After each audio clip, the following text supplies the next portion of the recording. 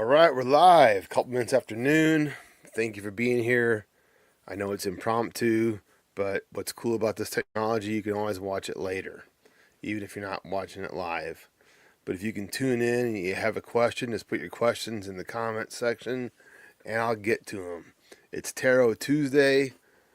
I am renewing my commitment to doing this regularly every Tuesday. Maybe not the same time of day, but somewhere like around 10 to noon. All right. One of the things I want to address is experience, or as I put in the title, the gift. Ooh, you have such a gift. It's a gift. What a gift. Eh. First of all, as you see in stories and movies and things, one person's blessing is another person's curse. Like an easy example is like The Sixth Sense. I see dead people. It's not always fun until you know what to do with it. And that brings me to the perspective of experience.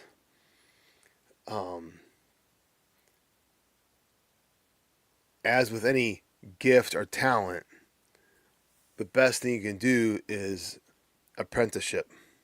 Study with someone, have a mentor. I like the word mentorship. Apprenticeship sounds like a bricklayer. Have a mentor. Have someone. And, well, I'll even tell you, I don't know what to do with the book. I just started this book called Mastery by Robert Greene. It's very good. It's basically about how to develop the attitude and the thought process of a master of something. And the first part of the book is laying out that process. And just like in the old days, so the word apprentice comes from the Middle Ages when, let's say your talent was glass blowing, making glass bottles and things. And your son didn't want to carry on that job and be a glass blower, you'd find an apprentice. And that's when the word was developed in the Middle Ages. You would find someone not related who wanted to be a glass blower and teach them everything. And they would stay with you for years. Usually, I think he said the average is 5 years apprenticeship. Well, in modern times, this term is usually now used in union jobs. Like if you're a bricklayer or a construction worker, you know, you choose what you want to apprentice in. Let's see, you want to be a heavy equipment operator, learn how to operate bulldozers and stuff like that. Well, you work with somebody for often years until you become a journeyman. And in the Middle Ages, journeyman was someone who could journey to other places and do that job. So I'm going to stay here in the village with Sir William and learn how to be a glass blower, and then after several years of doing that, I can journey to other villages, towns, and do it there. And I was just thinking, of course, that's why I'm reading the book, thinking about how this applies to me, and that also, you may have heard the term 10,000 hours. 10,000 hours of experience is some kind of threshold. And, well, Terrence, thank you so much, man. Thank you. And notice my new hat, Kaskaskia Trail Course. You say, when do I ever see William wear a hat? Well, I'm wearing it to show off my new hat, Kaskaskia Trail Chorus. It's a chorus I sing with.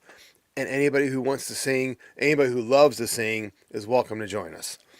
Thank you, Terrence, for chiming in. I really appreciate that. So, experience is essential. Experience with someone who knows more than you is essential.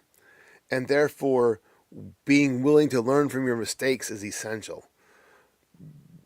If you stay in your comfort zone, you won't learn. To make a long story short, if you stay where it's comfortable and cozy, you won't get any better. And that might be okay. Maybe, let's use tarot now as a good example. Well, or the other more practical things like bricklaying. Maybe you just want to build your own building, or do something for yourself, you don't want to be a professional. Like a mechanic, I can do most things on a vehicle, uh, change my oil and change my spark plugs and basic stuff. Some more involved. God bless YouTube videos for that.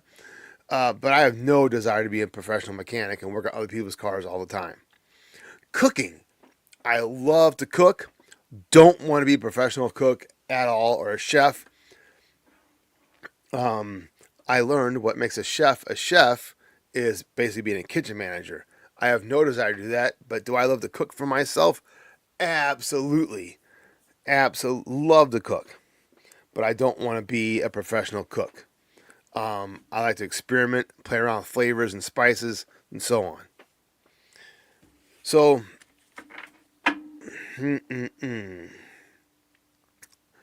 why? Oh yes, I brought this up because I know a lot of people who, looking at me, they'll say, "Oh, what a gift," or with themselves, "I have a gift, and I don't know what to do with it," or "I have a gift, and now I think I can go do readings everywhere."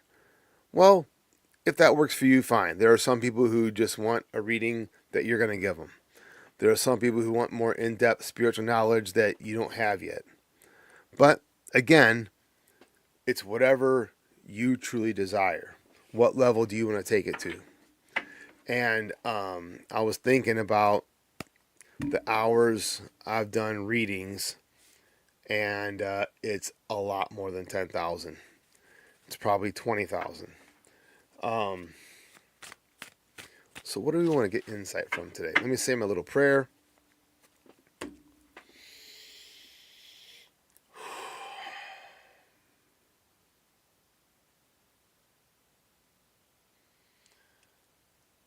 Divine oneness of being, ascended masters and teachers, our own personal guides and overriding angels, thank you for coming close to today as we gather here today to shed light on our individual and collective path.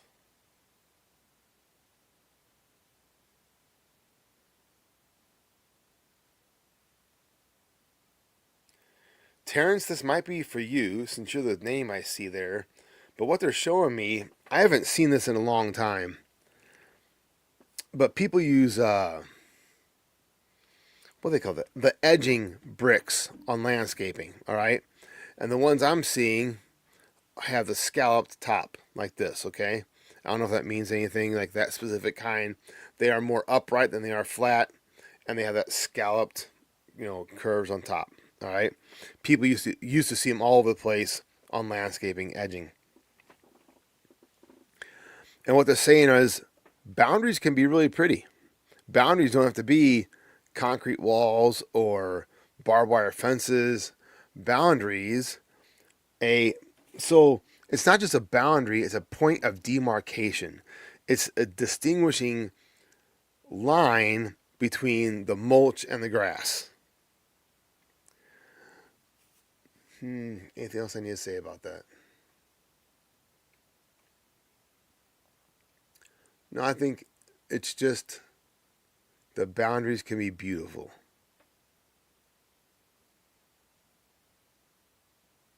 See what else comes up. All right. See if the Queen of Swords comes up. I associate Queen of Swords with boundaries because of one of my mentors, Deborah Bourbon. One of her favorites was the Queen of Swords.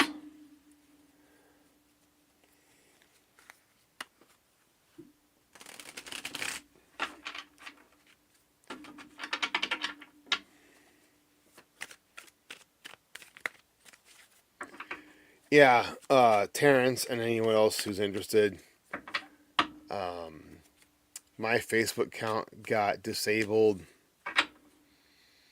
man, I don't know, several months ago. And I tried to get it back. I was unable to. Tried to make a new one, immediately got disabled.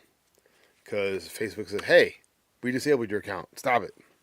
So, I don't know what's up with Facebook. I'm pretty sure, no, I suspect my account got hacked And then their technology flagged that as a hacked account, disabled it, and won't let me make another one.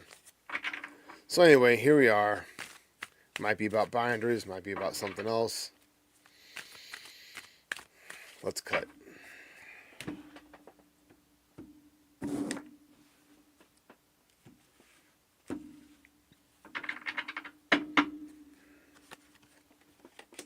King of Swords. I mentioned Queen of Swords. First card, King of Swords. I'm doing a 10 card Celtic Cross. King of Swords and Ace of Wands are the first two cards. Queen of Swords.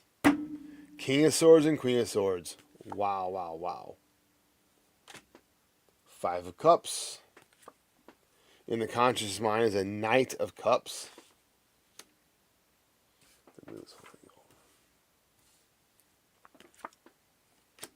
Queen of Cups.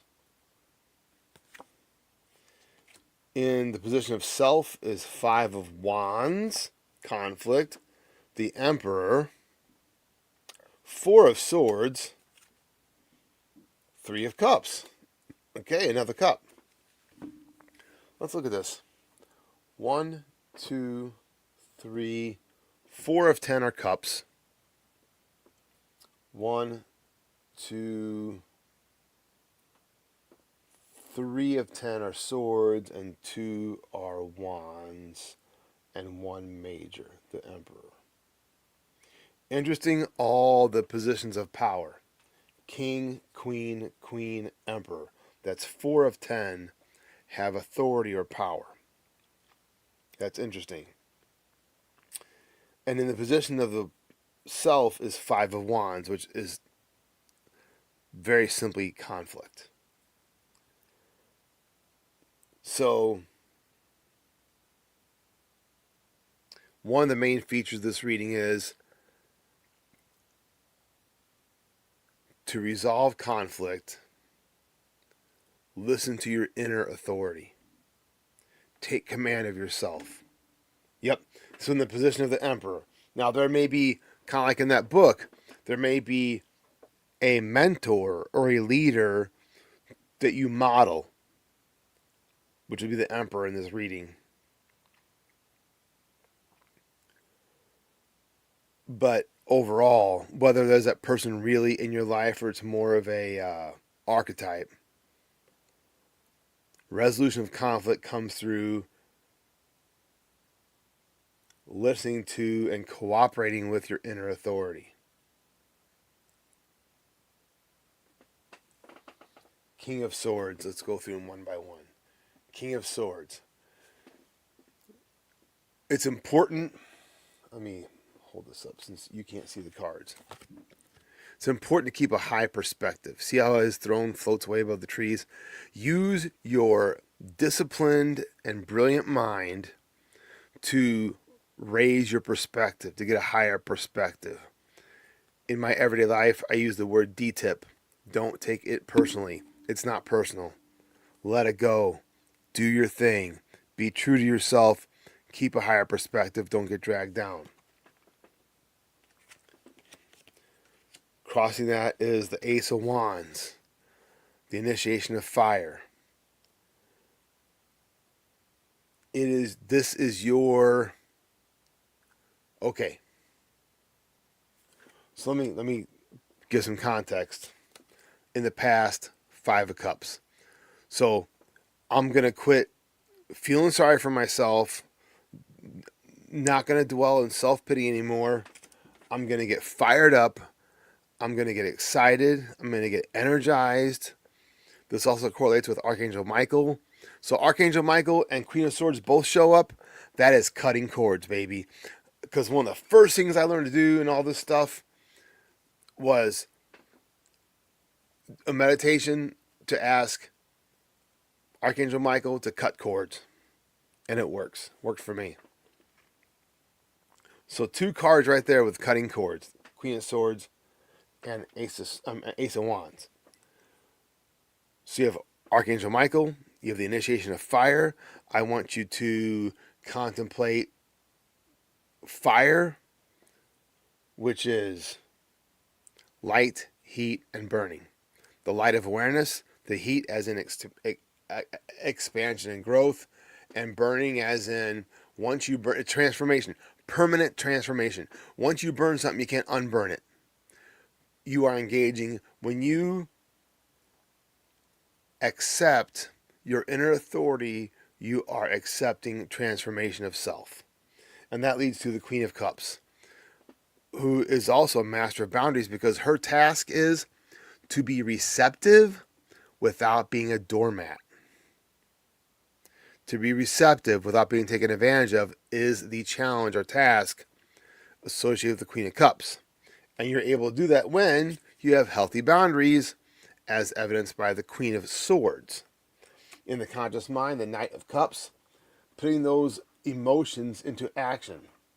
So the word emote comes from the Greek to bring forth or bring out from. So emote, express it, bring it out. The horse is the action part. More specifically, the horse is your willpower. So I consciously engage my will to act on my emotions instead of being caught up in my feelings. Big difference. Conflict is a position of the self, and that's what this is all about, resolving conflict. The Emperor, incredible card of authority, correlated with Mars and fire. Aries. So the Emperor says, here's how I see the Emperor. There's this empty throne over there saying, whenever you're ready, or even if you don't think you're ready, sit your butt in that throne and take command of your life. Take command of yourself. And you may notice above that throne, what do you call it? There's a myth about this. Not the trial. The sword of, it'll come to me. So anyway, in the myth, the jester or fool tells the king or emperor, hey man, king's got to be an easy job. I mean, all you do is sit there and tell people what to do. You get to drink all the wine you want. Blah, blah, blah, blah, blah. Must be nice. The king's like, oh, really? You think so, huh? Have a seat. The fool sits in the throne, looks up. Sword of Damocles. The sword, this giant sword hanging by a horsehair. And that's a responsibility of the throne. But in real life, that's your job. You sit in the throne knowing there's a risk. But it's not like life or death like the myth. It's really, okay, so what does swords represent in tarot? Your attention, your mind, and how you use it. So, be aware. Have situational awareness. Be aware of what's around you. And what do all the myths and ancient stories tell us? The great rulers rule with love and compassion. The iron fist does not get you very far. Okay, next, Four of Swords. I just mentioned attention. So Four of Swords. Swords is your mind. Four is the card of stability, like four legs on a table. Okay, so mental stability comes from stillness. Meditate. Go for a walk. Go do whatever you need to do to achieve and maintain mental stability and stillness. What's the outcome as you do these things? Happiness. A celebration. So, hope that helps. There's no comments yet, so we're almost at 20 minutes. So, I'm going to leave it there for now. If you have any questions, put them in the comments. I'll address them later. Peace and love, my friends.